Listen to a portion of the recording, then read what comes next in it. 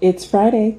Let's dive into the weekend with an interactive discussion on the mainframe, the algorithm, out-of-body experiences, and quantum tunneling.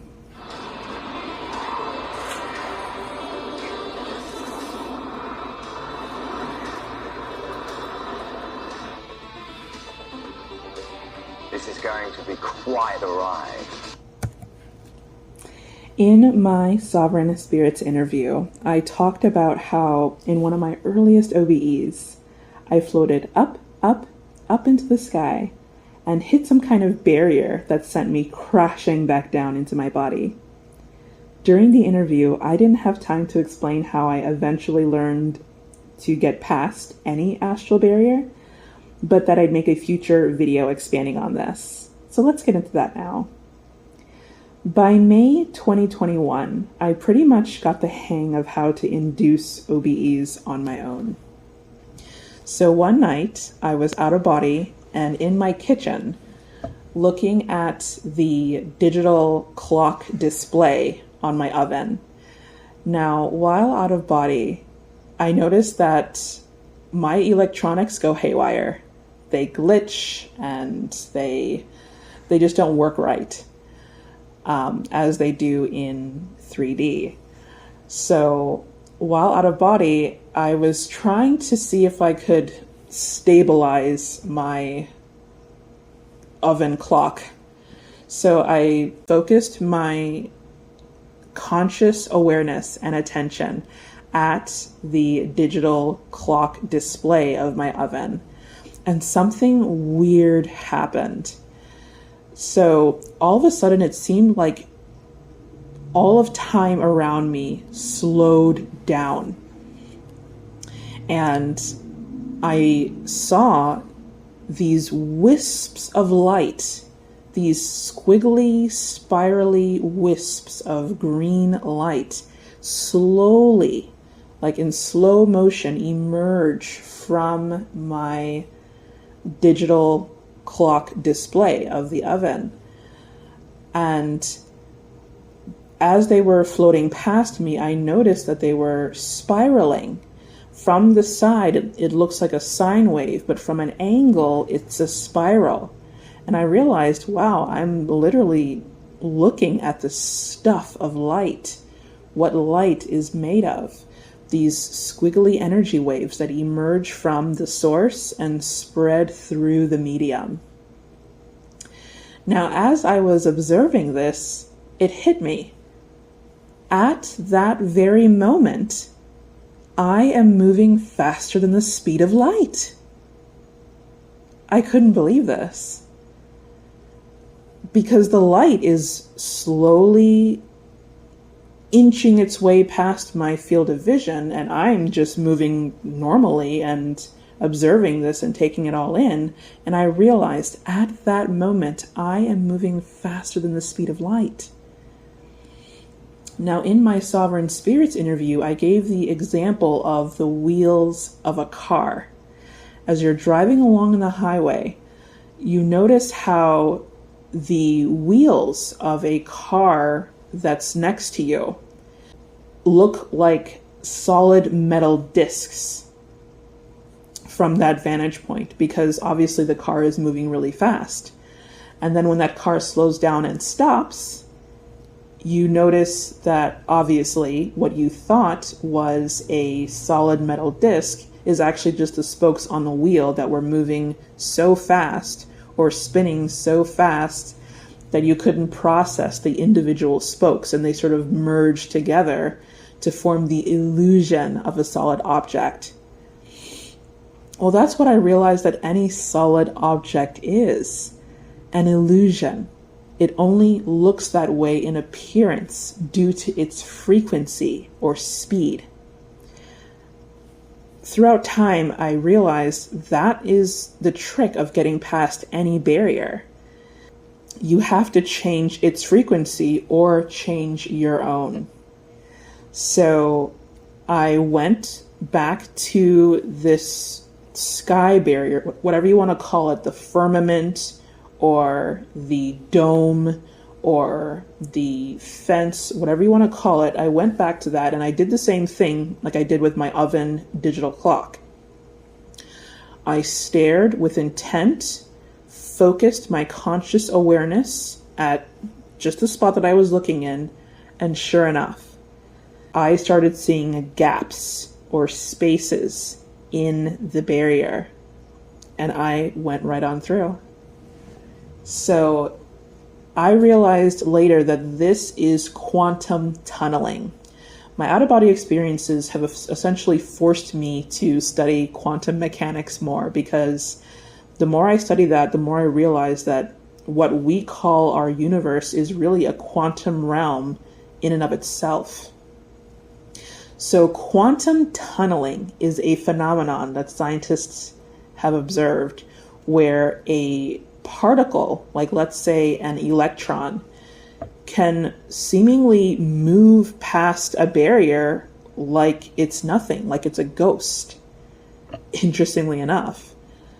So they call this quantum tunneling, how a solid object can somehow move past another solid object when it's technically not supposed to.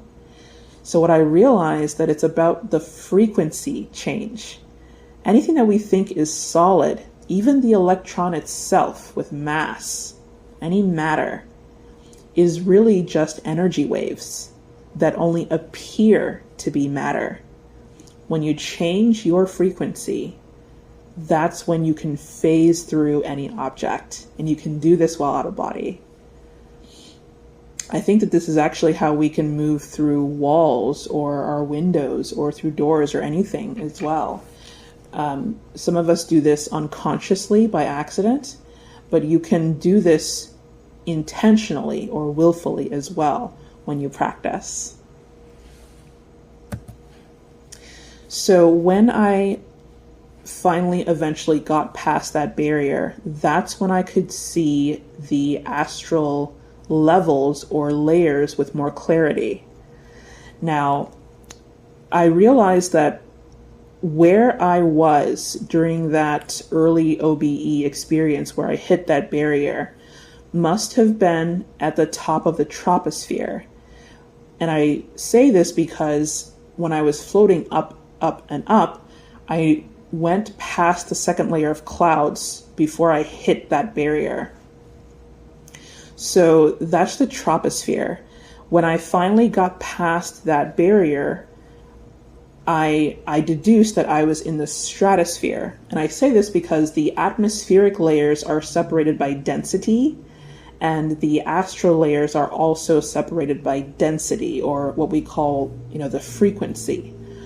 So within the stratosphere is the ozone layer, and that is where I think the astral processing center is, where we meet spirit guides, counselors, ascended masters, who essentially talk us into reincarnating. At least that's what they do at first when they're nice. Obviously, we've heard of NDE reports, pre-birth memories, past life regressions, where the astral entities and spirit guides weren't so nice. And we're going to get into that in a bit. So that's the stratosphere layer. And that's where a lot of your typical New Age experiences are, with meeting the spirit guides, the Akashic records, and things like that. Now, past that layer is the mesosphere, and where I encountered what I call the mainframe.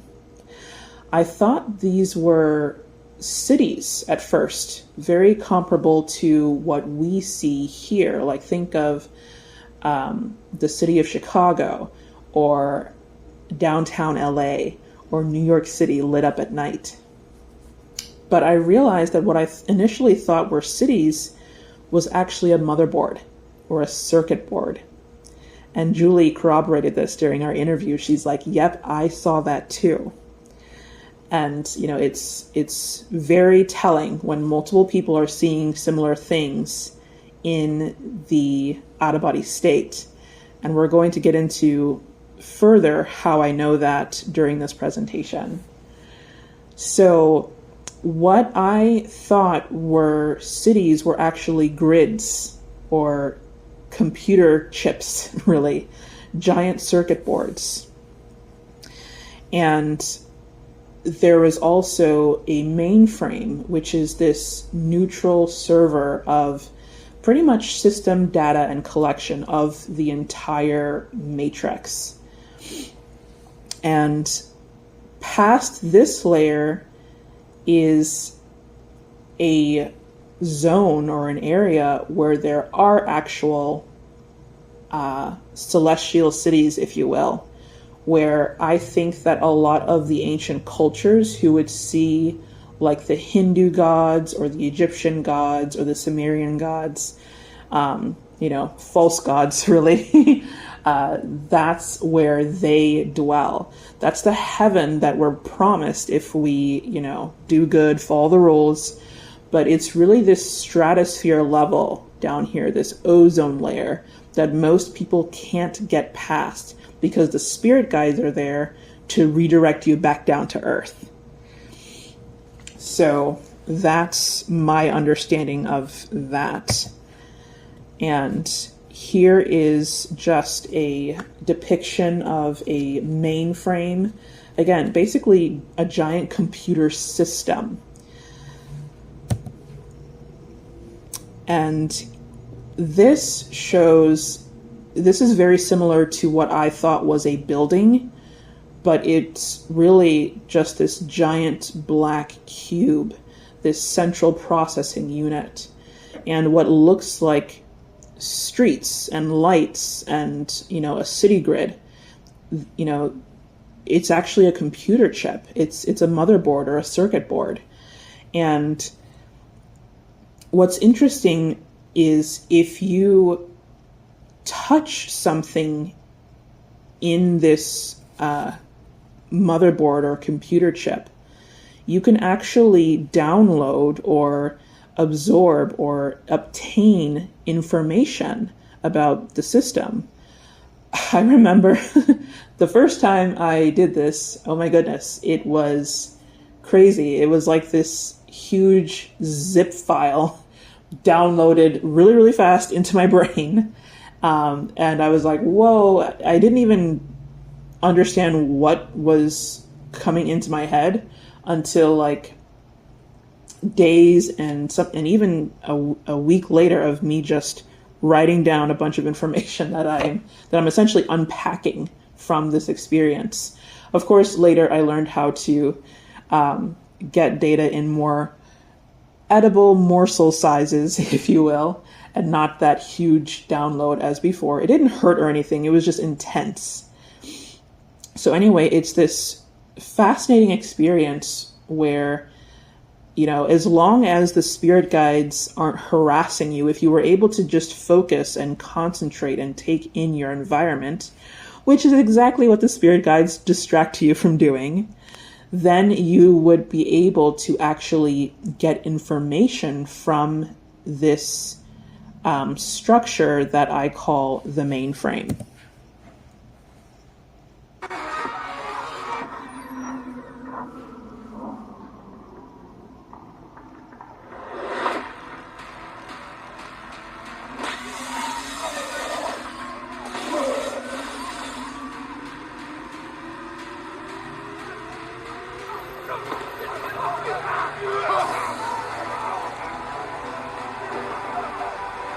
Split, man.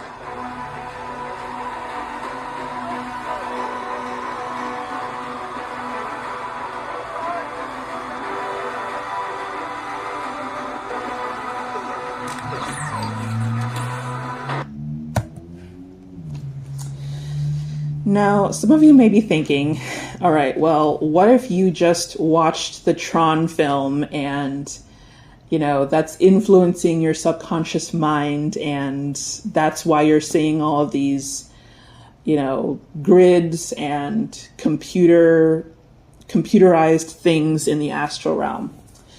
That's a good question, but I tend to lean towards that not being the case for a few reasons. Number one, again, Julie saw the circuit board too during our Sovereign Spirits interview. She confirmed this. She was actually shocked when I mentioned this, and she was like, whoa, whoa, whoa, Lucy, stop. Wait a minute. I saw that too.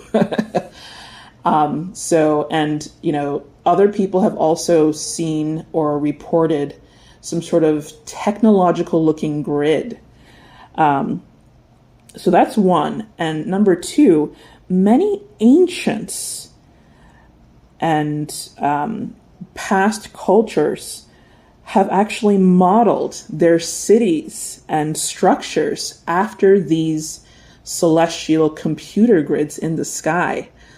What is shown before you now is the layout of the tribes of Israel during their camp when they were being led by Moses and later Joseph through the desert. So, I mean, this looks like, it looks like a satellite, really, but it also looks like a computer chip or a circuit board, especially as you can see here when you look at it from a higher vantage point, like this gentleman and this child here looking at it from a mountain. I think that many of the ancients saw this grid as well, either through out-of-body experiences, shamanic journeys, simple psychic abilities, remote viewing, or even if they potentially took a plant medicine.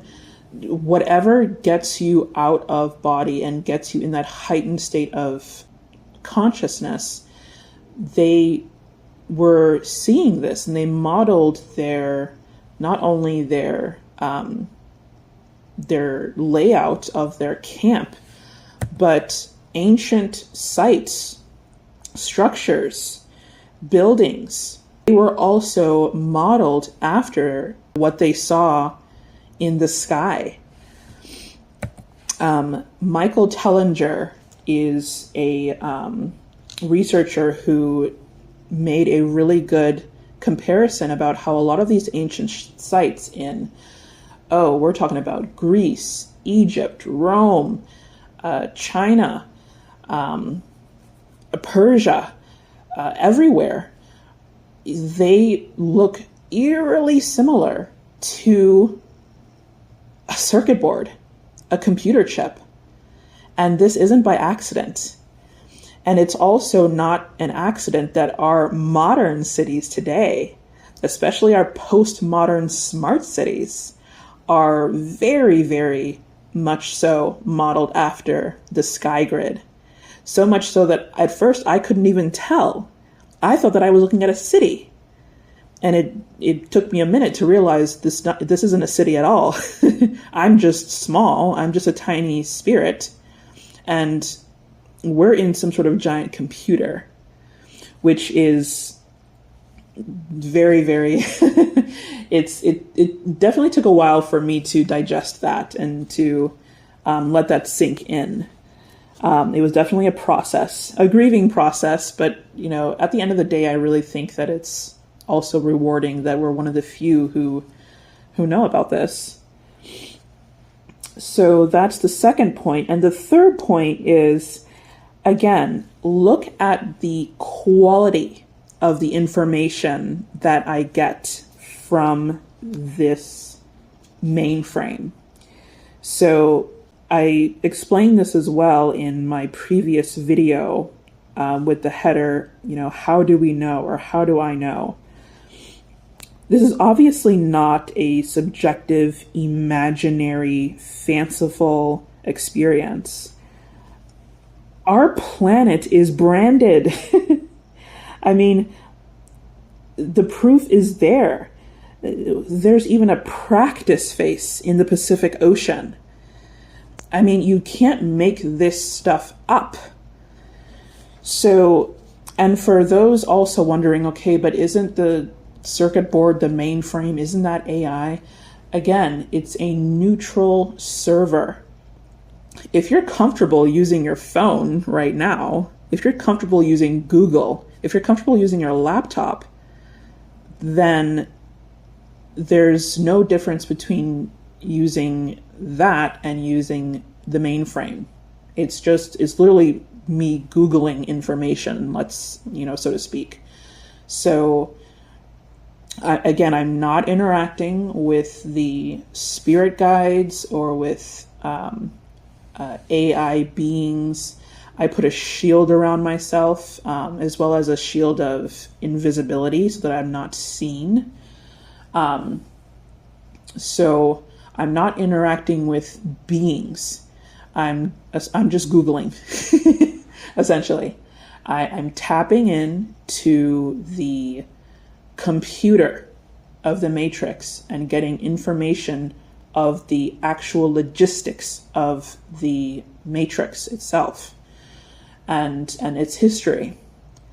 So, as well as what I'm about to share, the spirit guides' hierarchy and structure and how they function and work, which I think you guys are going to find pretty interesting. So, and just to wrap up with the, of the questioning of, is the information that I'm getting, is it more of imagination or can it be verified? Again, I'm a scientist, so I take the scientific method very seriously. There are plenty of things I've seen and experienced in OBEs that I haven't shared because I've found zero supporting evidence for them. Zero. None. And that's the majority of the things that I witness out of body. Does that mean that that I'm just imagining it? Not necessarily. Just that I haven't yet found anything in our tiny 3D or third dimension that supports what I saw in the out-of-body state. So pretty much I present information to you guys that I have been able to verify with third dimension data. So the information that I present to you, you can cross-check. Again, I always invite you guys to please check my descriptions. I put links, reference materials, articles, books, anything I think will help aid all of us in putting these puzzle pieces together. And again, we have a giant face on the side of our planet for anyone who still doubts my OBEs. All right, so this topic is very, very crucial right here. So we talked about the mainframe. Now let's talk about the algorithm. The algorithm is what the spirit guides use to essentially get you to reincarnate. Ultimately, remember that it's the spirit guide's goal to get you to reincarnate. And if they can do so without having to use force, they prefer that, because a lot of people are like, well, why don't they just throw us all back in there? Because again, they're running on limited energy.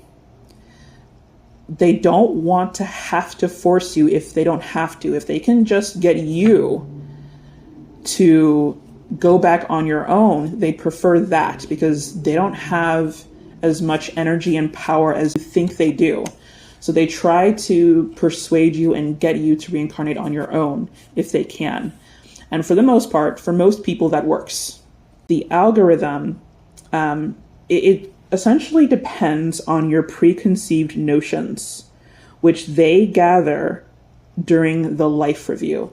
So what a lot of people think is the life review is actually them downloading your life data so that they can review that. And this happens in real time.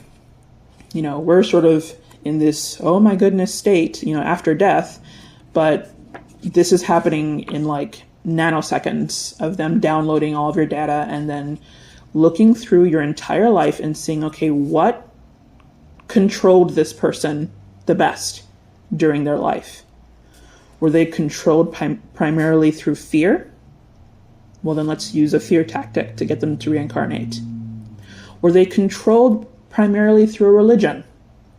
Well, let's show them an image of that religious leader and use that to get them to go back again. So the life review is essentially them downloading all of your data to see what is the best tactic to use to convince you based on how you behaved, or rather what controlled your behavior most during your lifetime.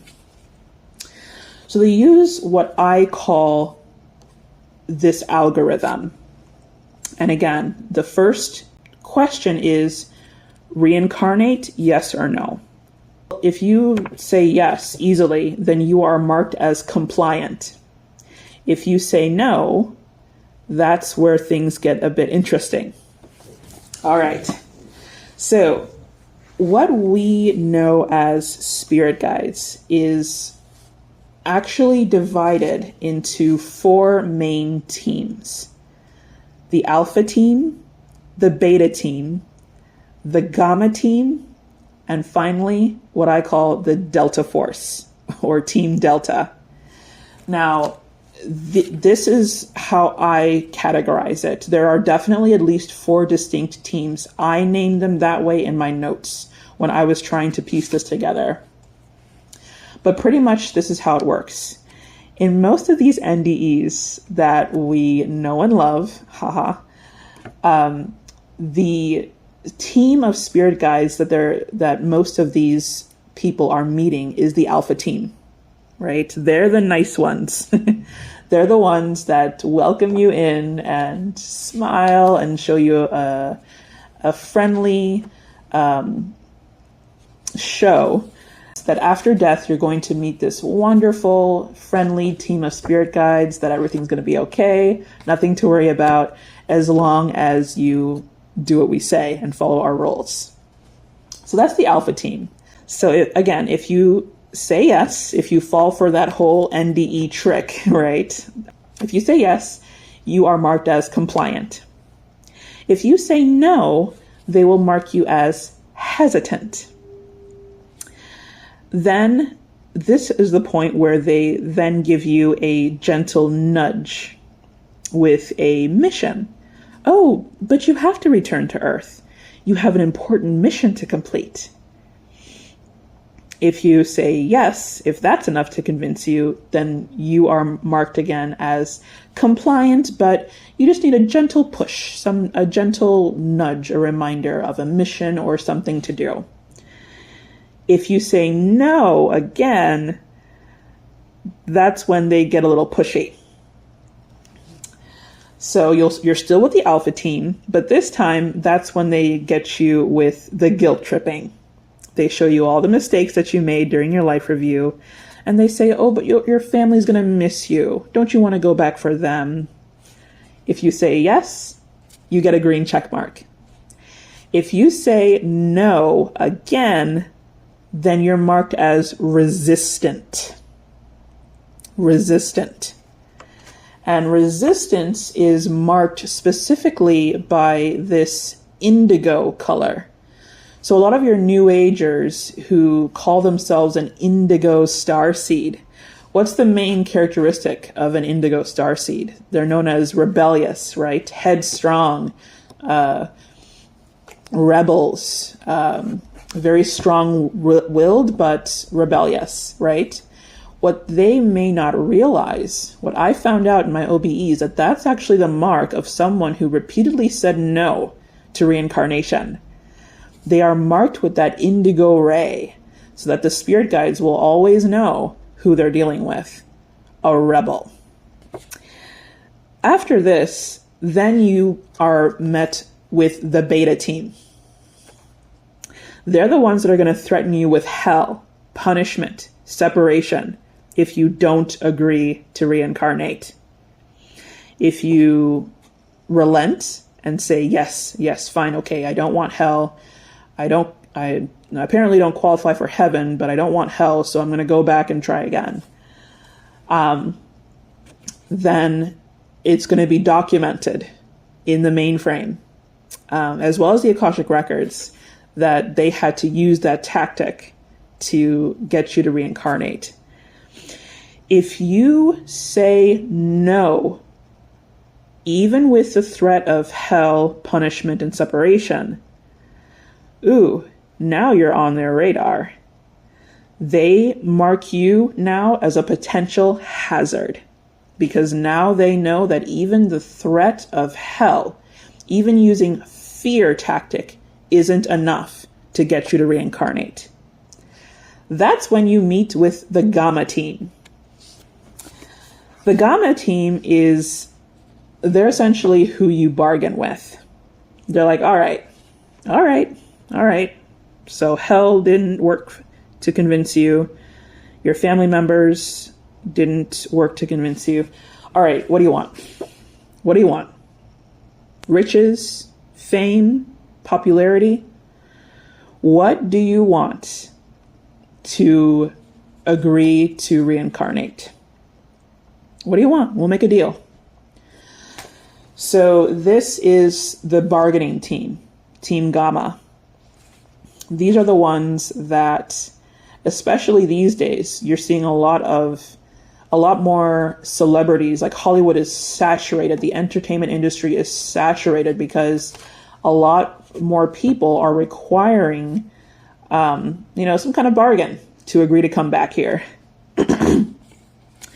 So if you agree, if that's what it takes for you to agree to come back, again, they're going to document this. Because if you enjoy the high life this time around, next time they're not going to be so willing to negotiate. They're going to do that whole thing of, oh, nope. You had a pleasant life last time. You need some struggles and some trauma this time around. So that's where you see that going around. But then if that still doesn't work, if you say, no, absolutely not, no amount of money, fame, power, no amount of women, no amount of popularity, fame, nothing is going to convince me to return. Unfortunately, that's when you're met with the Delta Force, right? The special ops team that unfortunately are going to rough handle you. So this is what I depict here with Agent Smith here of the Matrix.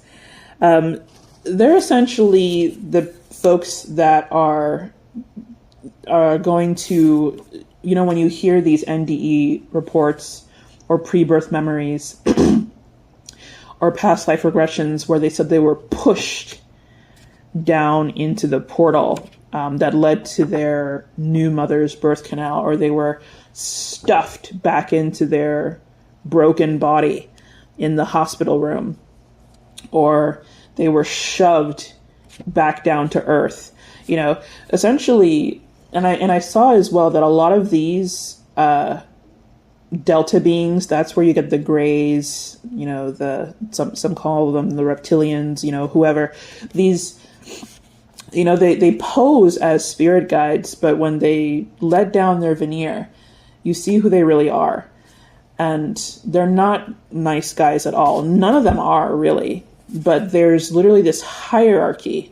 It follows this algorithm that if you keep repeatedly saying no, then eventually you're going to meet the Delta team. And they're the ones that are going to essentially push you back down, whether you liked it or not. So this is why I advocate, first and foremost, to avoid the white light tunnel. Because once you meet the Alpha team, that's it. It's right.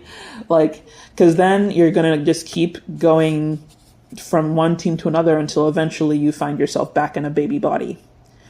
Or in the case of NDEs, back in your old body that's still recovering in the operation room or wherever.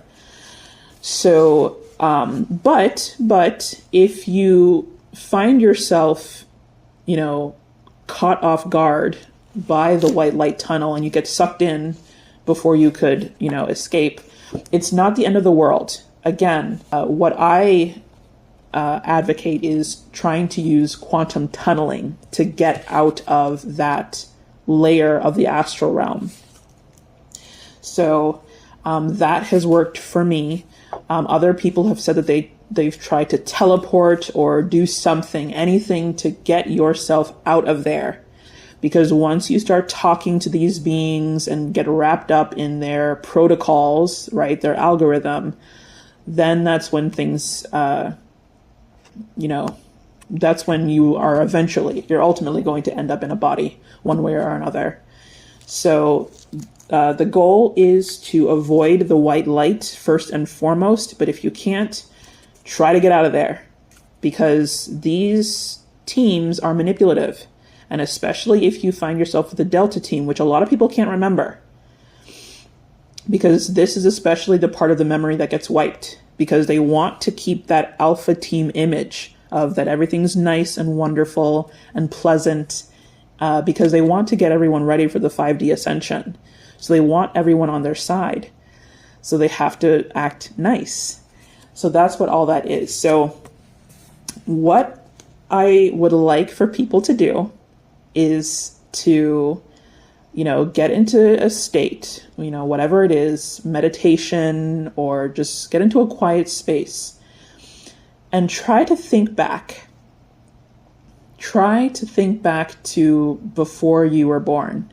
Some of you already have pre-birth memories, some of you don't. But sort of integrate, how your life is now, and try to think back to where you were before. What team do you think you met before this life? Do you feel that you had a relatively pleasant experience during the in-between? Do you think that you willingly came back to Earth, that you willingly reincarnated? It could be that you met with the Alpha team and that you were compliant and that you said yes and followed all of their rules and that you chose to come back here, quote unquote chose. I use quotes again because, again, there was some manipulation there, but if you felt that your pre-life experience was relatively easy or comfortable, and that you essentially agreed to come back here, comment below if you think that you met with Team Alpha. If you felt that you were kind of coerced here, that someone made a suggestion to you, like, oh, come back for your family, or come back to clear karma, or whatever it took to convince you or persuade you, comment below, because then that potentially means that you met with the Beta team. If you felt that, oh, nope, I got a pretty good deal in this life, and you felt that you bargained, comment below. It could be that you met with the Gamma team. Or do you think, nope, my life is crap. I was shoved down here. I was totally forced here against my will. I was pushed, shoved, or thrown down here. Whatever the case, comment below if you think you were rough-handled and were unfortunately met with Team Delta, who I call the Delta Force, or the Special Ops teams that essentially rough-handle humans. So that's my summary of the human management team. And I have a hunch that a lot more people met the Delta Force than people realize, because a lot of people's memories are wiped, especially when they had a rough experience, because they don't want you remembering that. They want only the people that are remembering the pleasant experience with what you see here on the left, with the angels, the spirit guides, the archangels, the nice ones. They don't want people remembering the Agent Smiths, because if too many people remember that, then everyone's going to know what's going on. So, okay. The last thing that I wanted to talk about was a question that I got a few times, not only on this channel, but during the Sovereign Spirits interview. So some people asked, okay, wait a minute, if you got out, why on earth did you come back? And that's a great question.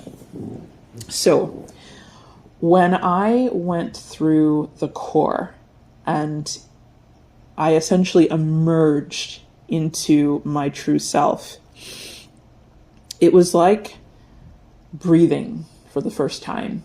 I don't even know how long I was out, but I noticed that there was this crystalline prism structure around my head, and the moment I emerged, it was already like disassembling and sort of spreading out and away from my head area. And I was in this black space, but it was very bright, and it took me a second to realize that this extremely bright light was coming from me.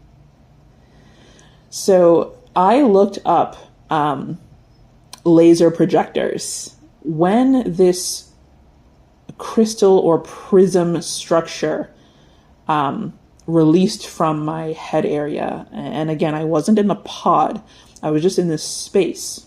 And you can see in the center of this photo here where it says prism. That's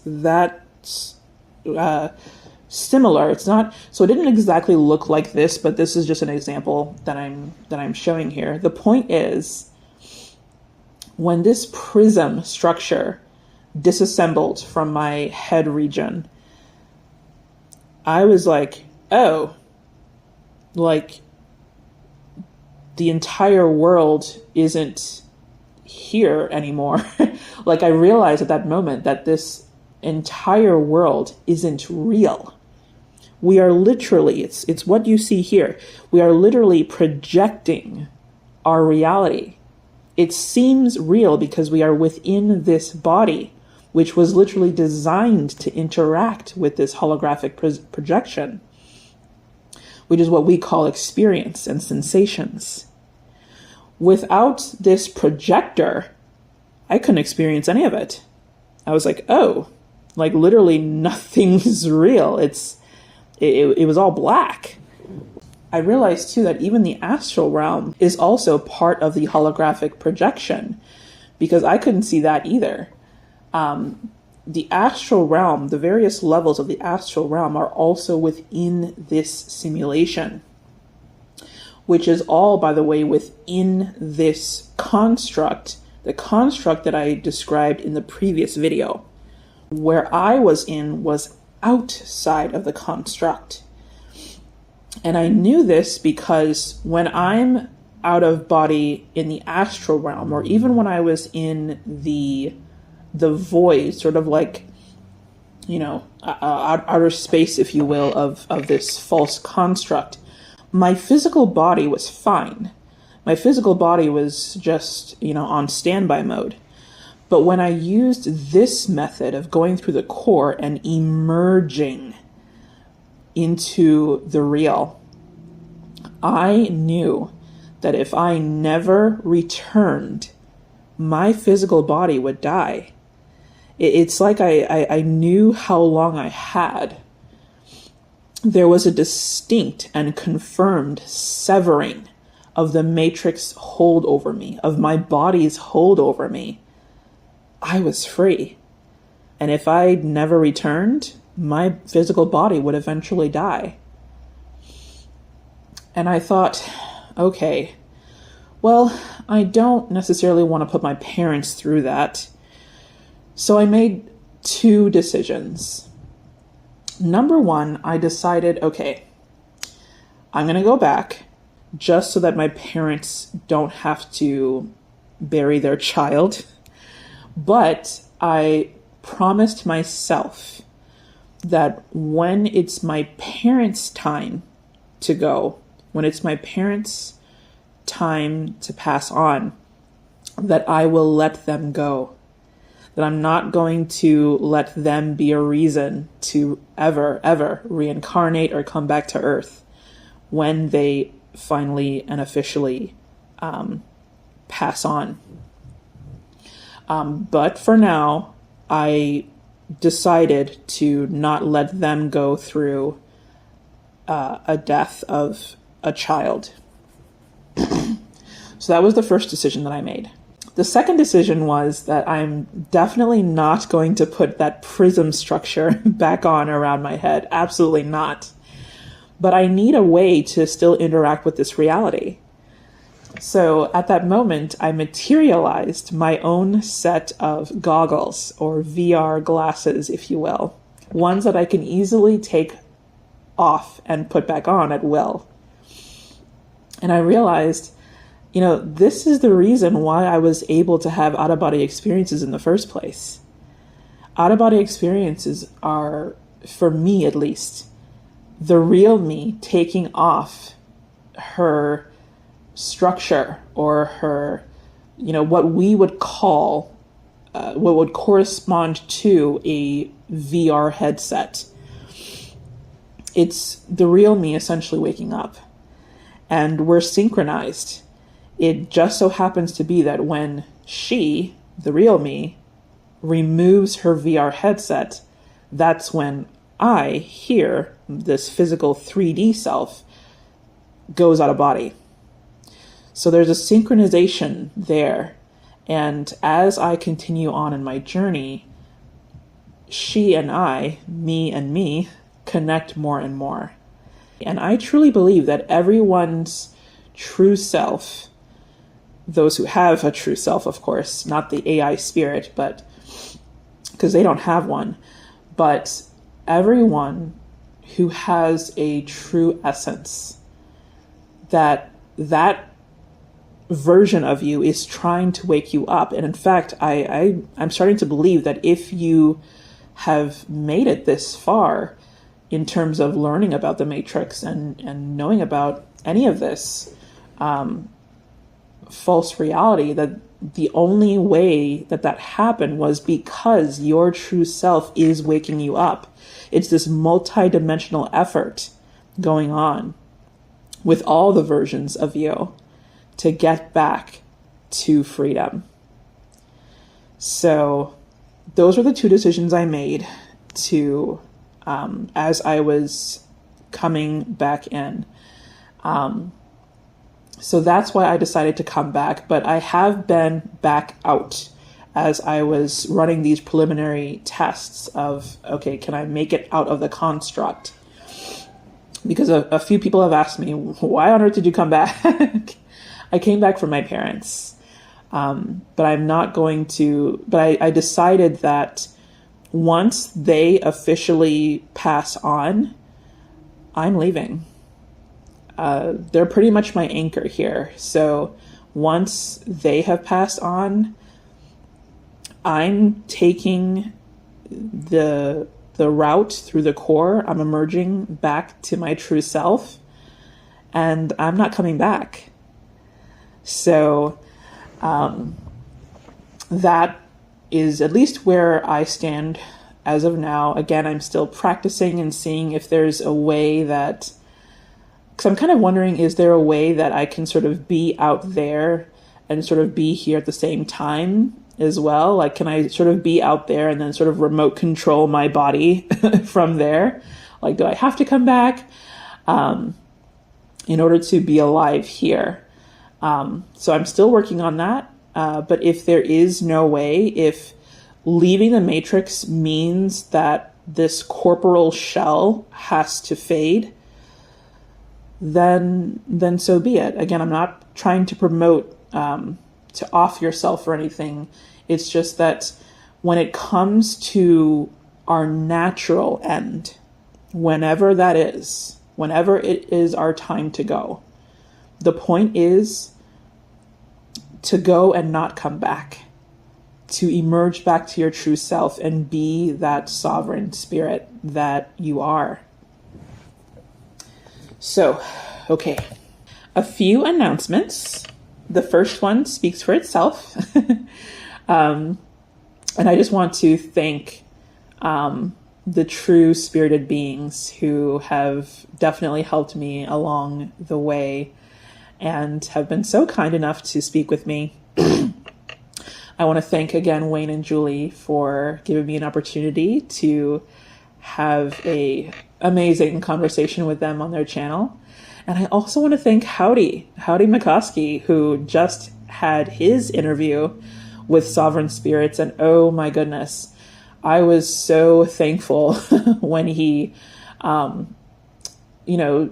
essentially confirmed a lot of things that I mentioned as well in my interview. Like during his interview, he mentioned how one of the keys is connecting with nature's core essence. And I was like, oh my goodness, I threw my hands up in the air because that was quite literal for me, connecting with nature's core. He also talked about the divine sound and how, it's important that we should prepare before death and not be too attached to this video game avatar. Some people gave me crap for those same points, but, thankfully Howdy, came through and said, no, that's, those are legitimate points. And, I was so thankful for that. So, I reached out to Howdy as well to thank him and to, just thank him for that. And he gave me some words of encouragement that I really appreciate. So,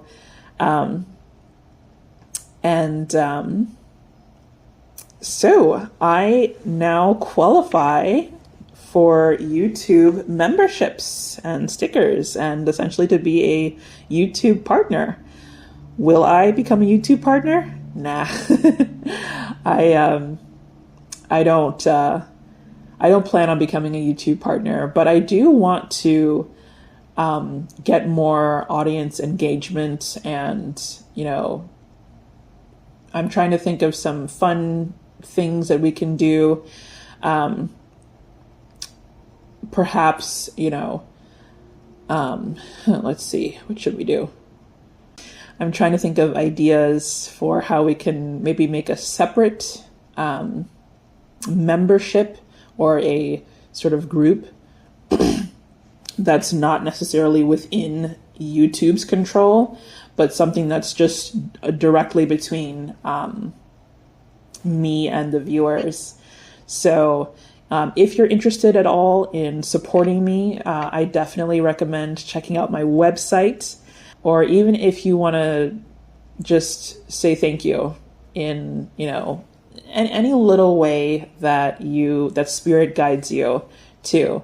I'd be more than happy to set something up, even if it's just, a one card tarot reading for you.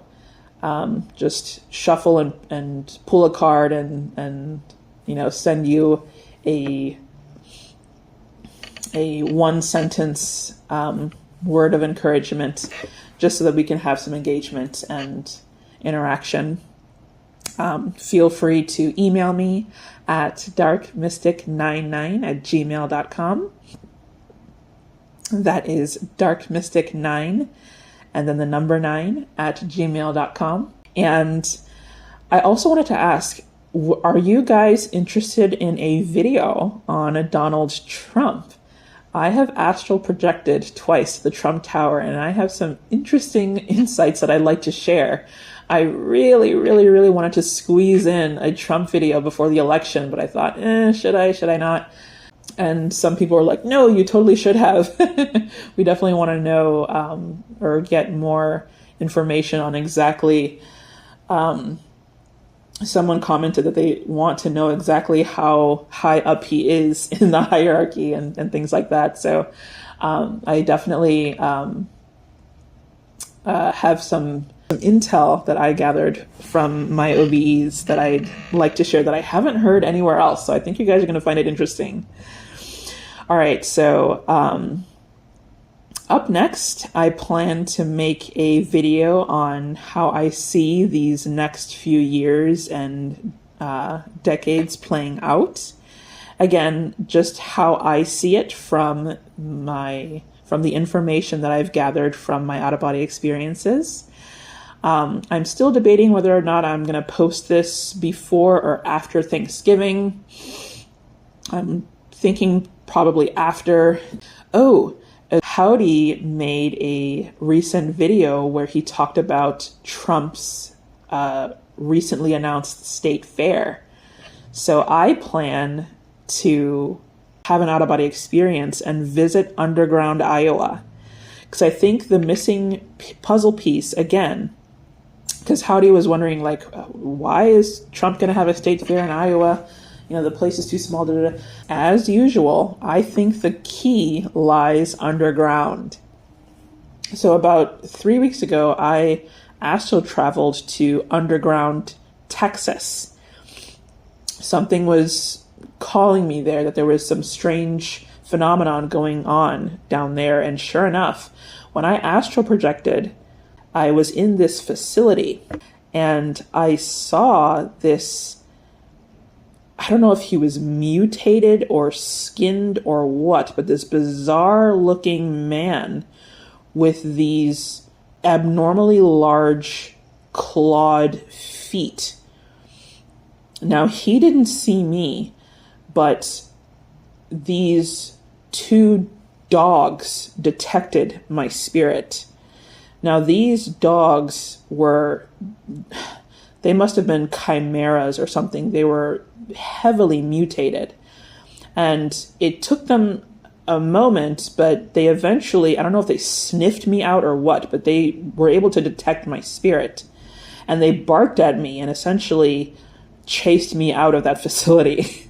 So these underground facilities apparently now even have guard dogs, mutated guard dogs that are able to detect the presence of ghosts, essentially. So it's wild. It's crazy. I don't know what kind of, mad scientist experiments they're doing under there, but pretty much the key to understanding some certain things is underground. underground. So my next plan is to try to go to underground Iowa, because I think that it's no accident, again, that Trump is focusing attention there for a state fair. Could potentially be that underground Iowa is going to be one of the safe havens when things start getting weird, let's just say, when the end game starts rolling out. I mean, the end game kind of has been rolling out these past 4 years, but things are going to definitely get weirder. So that's going to be the video up next about the end game. And then once I go out of body and investigate underground Iowa, I will make sure to update you guys as well. So, all right. Thank you for watching. Again, comment below whether you think you encountered the Alpha team, Beta team, Gamma team, or the Special Ops Delta Force. If you think you were rough-handled back into this incarnation. What do you think happened to get you here today? So, all right. Have a great day and see you guys on the next one.